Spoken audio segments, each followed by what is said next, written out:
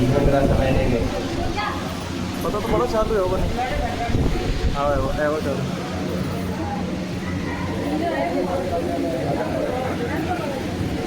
जय गुरुदेव।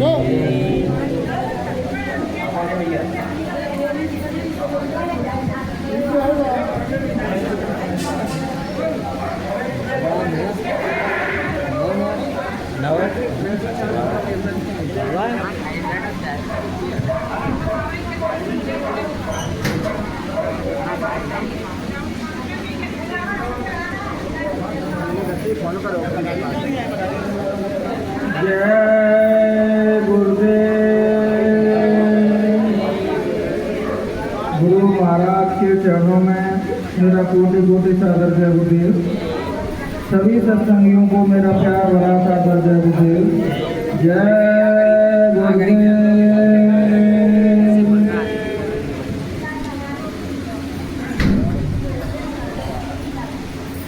बहनों भाइयों, थोड़ी देर के लिए अपन सभी लोग शांति बना रहे हैं तो कुछ समझ में भी आएगा, नहीं तो कुछ समझ में नहीं आएगा, सबका ध्यान उधर ही जाएगा।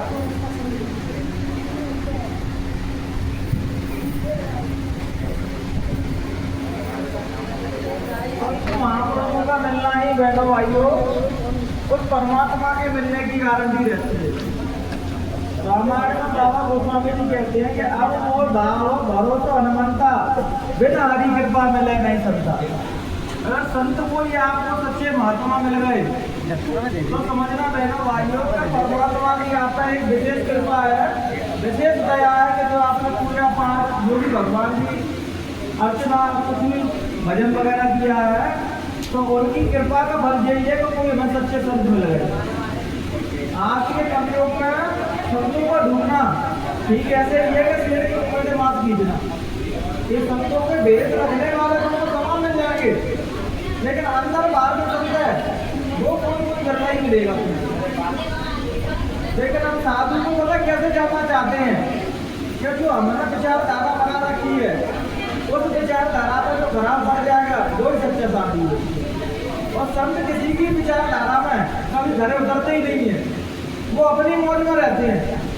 क्योंकि जो अपने निज अनुभव में जीता है वो दूसरों के विचारों से कभी सहमत नहीं हो सकता है, क्योंकि वो अपना जो भी कुछ करता है वो अपने निज अनुभव से अपनी आत्मा से जो अनुभव करता है वो चीज कहता है। संत कभी कहते नहीं कि मैं कहूँ आंखों देगी और लोग का कागज लेगी। तो विश्वास लोगों को किस पे है? जो कागजों में लिखा है उन पर, जो देख रहा है आंखों से सुन रहा है सब कुछ उन पर विश्वास नहीं है। क्योंकि जिनके पीछे भीड़ लगी है, जनता लगी है, हम उनको ही सच्चा मानते हैं। तो कहते हैं कि फूटी आंख विवेक की ज्ञान है संत असंत और जिसके पीछे 10-20 है भाई वो नाम मान। अगर कोई सच्चे संत अकेले रोड पर फिर रहा हो तो तुमको मानोगे लेकिन संत है, और उनके पीछे जनता लगी हो भला वो कैसे भी हो तो अपनी श्रद्धा के साथ हाल मुझे मिल जाती है, तुरंत अपने चरणों की मुंडी रख देती है। तो विश्वास है बहनों भाई जब हम सत्य मार्ग पर खुद चलेंगे, जब हमारे अंदर सच्चाई होगी तभी हम सच्चे व्यक्तियों को पहचान पाएंगे। जब हमारे हम खुद ही गलत रास्ते पर चल रहे हैं, खुद ही उल्टे सीधे काम कर रहे हैं और फिर हम बात करेंगे हम संतों को पहचान लेंगे तो पहला तो अपने आप को तो पहचानो तो संतों को पहचान पाओगे। कि जो धर्म के मार्ग पर चलेगा, भगवान के मार्ग पर चलेगा, जो मेहनत ईमानदारी से कमाई करेगा तभी तो सत्य को पहचान पाएगा कि सच्चे के झूठे है। जब खुद ही झूठे हैं तो कहते हैं जैसे चश्मा लगा होगा पहले चलता दिखेगा हमको, अच्छाई का चश्मा लगा होगा तो बुराई कहीं दिखेगी ही नहीं, बुराई का चश्मा लगा होगा तो अच्छाई नहीं दिखेगी कहीं पर। परमात्मा ने बहनों भाई को तुमको पूर्ण स्वर्ण छोड़ा है, तुमको पूरी कॉपी दे दी है किताबें और उसमें क्या लिखना है वो तुम डिसाइड करो। परमात्मा ने केवल फल देने का अधिकार तुमने अपने पास रखा है, बस कि तुम्हें कॉपी दे दी है तुम क्या लिखना है वो लिखो तुम। अब इसकी जजमेंट जजमेंट होगा, उसमें जो फल देने की बारी आएगी तो उसके लिए मिल जाता है। अगर ये अधिकार मनुष्य को दे दिया गया होता तो पहली बात तो मनुष्य कभी मरता नहीं, वो यहाँ से जाता ही नहीं कभी भी, और दूसरी बात भगवान को कभी याद नहीं करता। ये मृत्यु का ही बहना भाइयों, इसीलिए हम थोड़ा धार्मिक हो जाते हैं और बुढ़ापा होते ही हम धर्म की ओर मुड़ जाते हैं, भगवान की ओर मुड़ जाते हैं।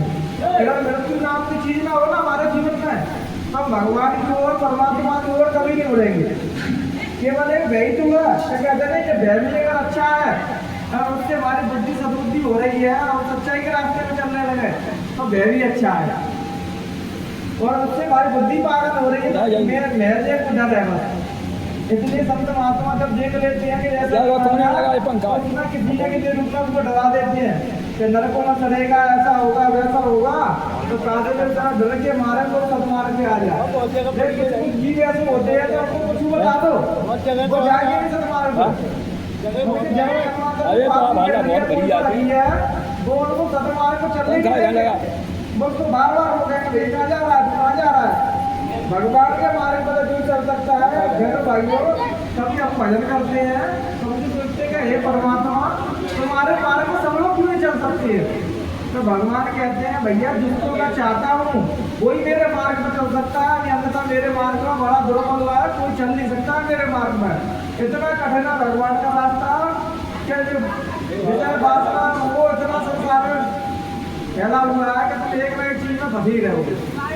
एक किताब पढ़ रहा था वहाँ महात्मा जी कह रहे थे कि सबसे शिष्य की पहचान ये है जिसने अपने अहंकार को त्याग दिया और जो निस्वार्थ होकर लोगों की सेवा कर रहा है और जिसने वासनाओं का परित्याग कर दिया और जो किसी भी व्यक्ति का भेदभाव नहीं करता। ये चार लक्षण जिसमें हो समझना वो प्रभु का और मालिक का सच्चा सेवक है। क्योंकि वासनाओं के ऊपर उठ गया, अहंकार जिसके अंदर नहीं है और सभी मनुष्यों की सेवा हो दिल से कर रहा है, सच्चे समर्पण के साथ कर रहा है, समझना परमात्मा की उससे कृपा है जो तुम्हें कुछ चीजें नहीं सिखा रही। तो भगवान के मार्ग में चलोगे तो तुम्हारी बुराइयां बहनों भाइयों तक नदी अपने आप खत्म होती चलेंगी और नहीं हो रही तो इसका मतलब अपने गले मार में झाँको, कहीं ना गलत है, मेरे अंदर कहीं गोल्ड है, कुछ ना कुछ चीज गलत कर रहा है उस वजह से कुछ बेकार खत्म नहीं हो रहे। सभी लोगों का एक ही प्रश्न होता है कि बाबा जी भजन ही नहीं बनता, मन ही नहीं लगता। अरे भैया मन को जब लगाओगे तभी तो लगेगा। अपन क्या सोचते हैं कि मैं 23 घंटा तल्लीनता के साथ संसार का काम करूँगा, अब 1 घंटे में मैं अपने जीवात्मा को जगा के परमात्मा से मिला दूँ। तो ऐसा होता है बहुत 1 घंटे में तो मुश्किल से 5 मिनट बैठवा दो तो 55 मिनट तो तुम्हारा मन में कहाँ भटकता होगा। जब धीरे धीरे रे बना धीरे सब कुछ हो मालिशी से सो बड़ा ऋतु आधा फलता होगा। जब धीरे धीरे कोई भी काम को अपन करेंगे तो धीरे धीरे एकदम में कोई भी चीज़ नहीं हो जाती करने वाली। जब ध्यान भजन को हमने कोई 15 साल से कोई 20 साल से ज़्यादा होगा तब उसका धीरे धीरे मन बुद्धि चित्त तो लगता है भजन में। सभी लोग क्या करते हैं कि बाबा जब उनसे जुड़े तो सोचते हैं कि एक दिन में बस एरिया से बन जाएंगे, तो नहीं बन पाएंगे। मैंने भाई यहाँ जितने भी लोग बैठे हैं कोई 40 साल पुराना, कोई 30 साल पुराना, कोई 15 साल पुराना, कोई 25 साल पुराना, धीरे धीरे इन चीज़ों का ढाला है अपने आप को उसने। क्योंकि यहाँ पर केवल 1 घंटे के लिए आता है, बाकी तो काल के देश में काम करना है आपको। तो इसलिए बहनों भाइयों सत्संग यहाँ भी हो बड़े ध्यान पूर्वक सत्संग के एक एक शब्द सुना करो। ये सत्संग किसी एक व्यक्ति विशेष के लिए नहीं हो रहा है, सत्संग में हर व्यक्ति के लिए बात कुछ ना कुछ एक बात मिल जाएगी तो उसके जीवन में कहीं ना कहीं काम आएगी। गुरु महाराज बात को कहते थे कि सत्संग जो होता है बहनों भाइयों वो सत्संग केवल ऐसा नहीं होता, वो तुम्हारी आपकी भी बताई जाती है सत्संग में।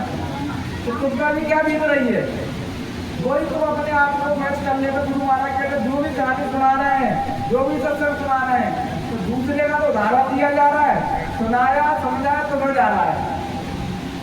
एक बार हमारे नाना जी सत्संग में गए तो गुरु महाराज कह रहे कि गुरु महाराज ऐसा सत्संग दे रहे मैं तो मैं खा रहा हूँ वही सुना रहा हूँ। तो संत जो होते हैं वो जानते हैं, सबकी नजर पकड़ लेते हैं किसकी बीमारी कौन सी है और किसको कैसे ठीक करना है। उनके पास एक्सरे की मशीन होती है, जैसे तुम उनके साथ आओगे तो तुरंत अंदर से बाहर पर स्कैन कर लेंगे इसकी बीमारी क्या है, इसको कैसे ठीक कराना है। जो ज्यादा बलवान है बहनों भाइयों जिसका भजन में मन नहीं लगता उसको सेवा करा के ठीक करेंगे। जो ज्यादा धार्मिक प्रवृत्ति का आदमी है उसके विचार उच्च है तो उसको सदगुरु अपने प्रचार के लिए रखेगा तू मेरा प्रचार करना। और जो व्यक्ति भजन करने में मांगेगा मन करके उसका साधना पथ है उससे भजन करवाएंगे। यहाँ सभी व्यक्तियों में कोई ना कोई क्वालिटी है, एक जैसी क्वालिटी सभी व्यक्तियों में नहीं हो सकती है। सभी व्यक्ति बाबा नहीं कर सकते, सभी व्यक्ति रेणुमान चल सकते, सभी व्यक्ति सेवा नहीं कर सकते। इसलिए तो गुरु महाराज ने 3 चीज बताई, तुम्हारा ज्ञान भजन सेवा 3 चीज बताएंगे। कोई ना कोई तो गुण होगा तुम्हारे अंदर, भजन नहीं कर पाओगे तो सेवा तो करोगे, सेवा नहीं कर पाओगे तो तुम हमारे प्रचार तो करोगे, प्रचार नहीं कर पाओगे तो एक दूसरे की वो जो बर्तन बर्तन मारती हैं आप लोगों में जाके बस करा के उसका लेकर गुजरा कर देंगे। और इनका से आप कभी नहीं कर पा रहे तो समझो चुल्लू और पानी में ढूंढ के मर जाओ, तुम कश्मीर है ना कश्मीर का कर लो या अंदर का कर लो या बाहर का कर लो, एक भी तो बारह तुमसे तो बहनों भाई तो उसके लिए बड़े ही नहीं होंगे। कहता नहीं कि भजन नहीं करता, मैंने देखा मेरा भाई अपने आंखों से जो व्यक्ति भजन नहीं करते वो आश्रम का सेवा बड़े गंभीरता के साथ करते तो मन ऐसे हो जाता है चलो एक काम तो ईमानदार से कर रहा है तो कभी किसी से परेशान रहा है या किसी से बराबर डालो वो एक हजार चीज जरूर कर सकते हैं। या तो वो अभी भाई साहब है जब दरगाह गुरु महाराज भगवान का काम है दरगाह चल रहे हैं उसका तो उसके लिए बने हैं भाई के लिए एक्टिव है। अब उससे क्या करो 18 या 20 के घंटे भजन करो तो भैया अपनी घर गृहस्थी को भी देखना है उनको कि गृहस्थ आश्रम की मर्यादा है। तो लेकिन हम क्या करते हैं जैसे हम मार्ग पर चलने लगे तो अपन दूसरे का दबाव डालते हैं तुम भी ऐसे ही बनो तुम भी ऐसे ही बनो।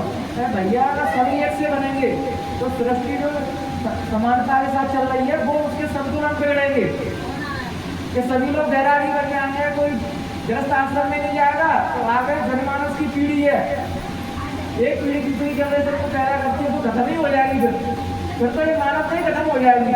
इसलिए बहनों भाई संसार में कुछ भी गलत नहीं है, बस चीजों को हमको सही से समझना है। अब क्या है बच्चों को उम्मीद रखती है जिस प्रकार भजन के मार्ग पर चलना है तो अपने बच्चे भी चले तो बहनों भाई जब उन बच्चे की ओर पे अपन लोग देना तो अपन भी नहीं चलेगी तो उनको थोड़ा समय तो दो, जब उनका ये जो भी समय आएगा तो वो भी तल्लीनता के साथ गुरु महाराज का काम करेंगे।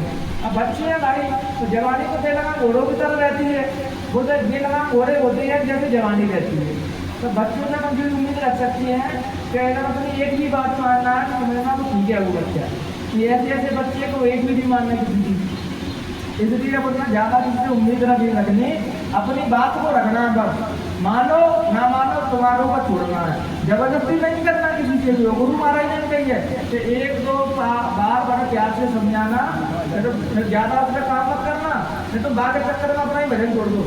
मैंने कई लोग देखे ना दूसरे के समझावे चक्कर में अपना ही छोड़ गए बोले चौपट है गए।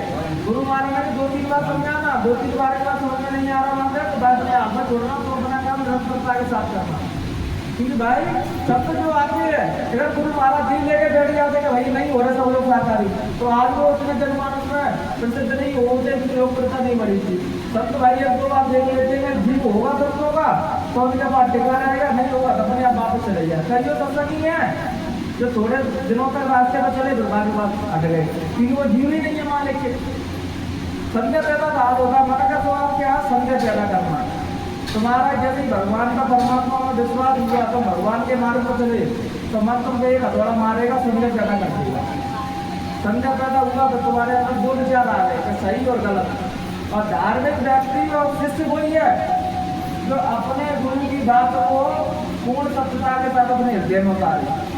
जब तक वो खोपड़ी दौड़ाएगा तब तक वो शिष्य नहीं कह सकते ना धार्मिक व्यक्ति कह सकते। धार्मिक व्यक्ति बहनों भाई हृदय पर जीता है, हृदय से जीता है धार्मिक व्यक्ति।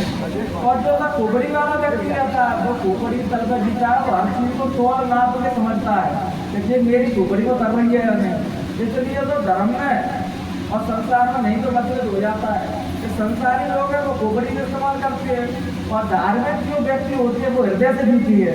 इसलिए तो मान नहीं पाते हैं उनको कि भाई हृदय की तो पहचान नहीं होती मैं तो देख के कर सकता है वो हृदय संख्या को चलती है।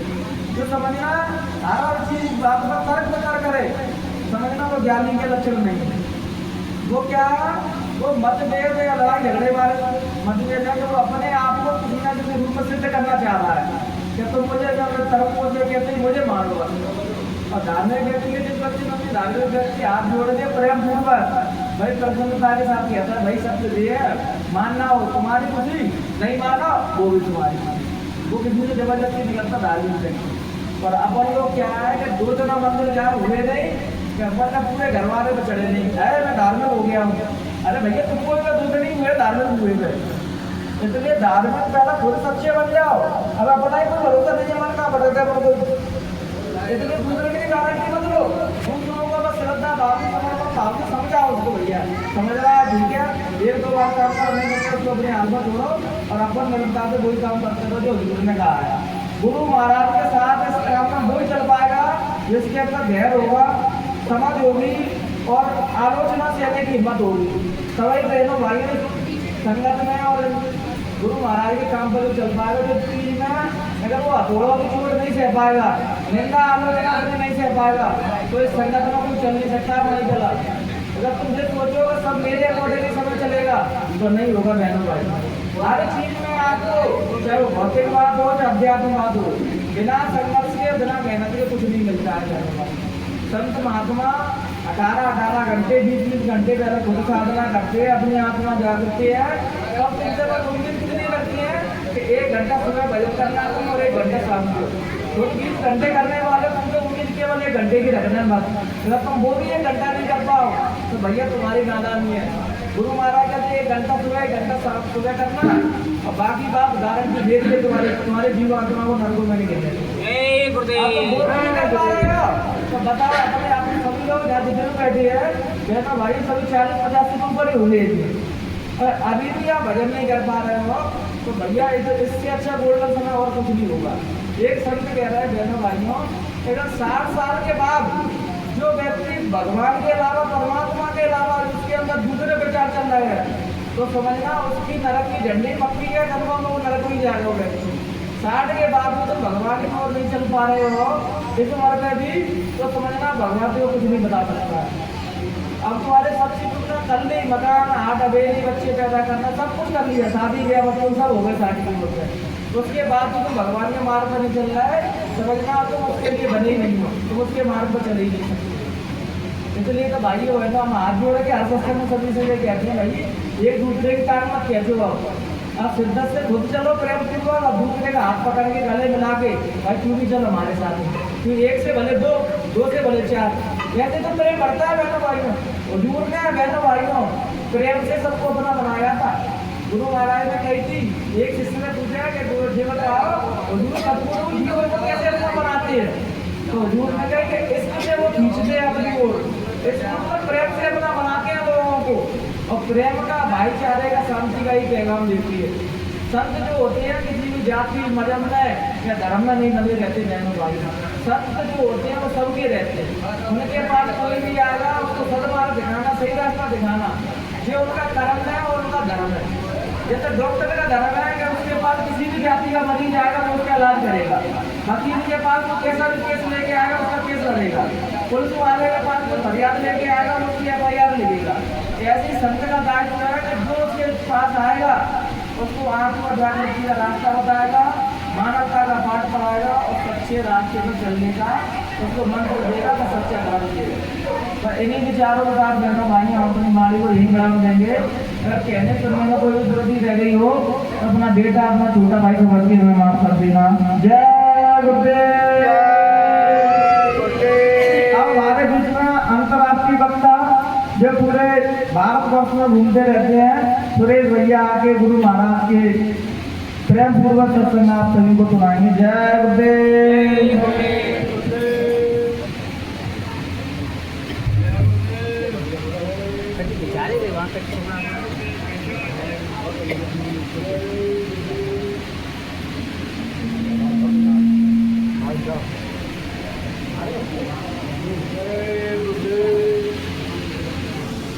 तो ये